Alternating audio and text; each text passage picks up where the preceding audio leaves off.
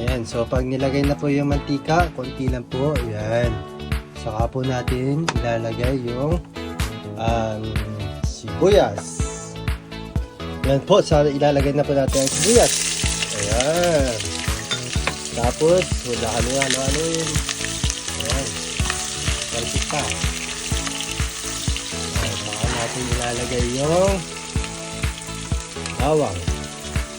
Ayan, so mga inaw 2 minutes luto na ito.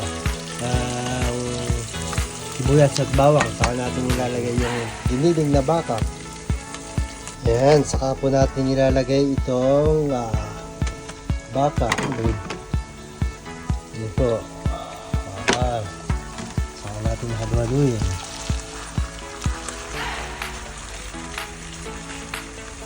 So ito po yung mga magiging sangkap natin sa araw na ito. Ito po yung ang asin. Ilalagay natin ganyan. So lalagyan po natin ng konting paminta. At ang final sauce natin na nagpapasarap ay ang Heinz pure de tomate. Ayan, so lalagyan natin yun sa giniling po. So hintay po natin ng mga ilang minuto, 5 minutes, so 10 minutes, ay luto na po ito. At saka natin lalagay yung carrots at saka patatas. Yan po, inahalo po natin ang ating giniling. So ang susunod po natin lalagay ang carrots at ang patatas. So maghintay lang po tayo ng 10 minutes bago po natin lalagay para natin mabuti ang giniling. Okay. Yan, so pwede na po natin ilagay ang ating mga sangkap gaya ng carrots at saka patatas. So lalagay na po natin ang carrots. Susunod po natin na ilalagay ang patatas. So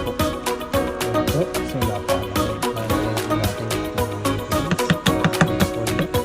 at saka patatas. So patapan po natin i-mix natin natin.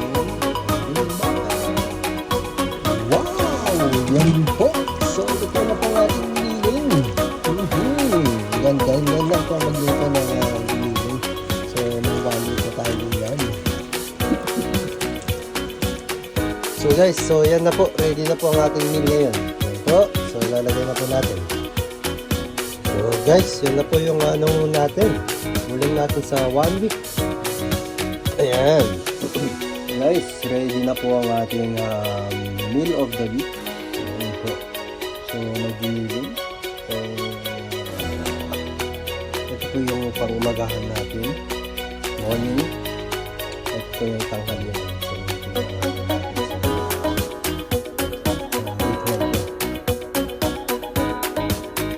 wow, prepare.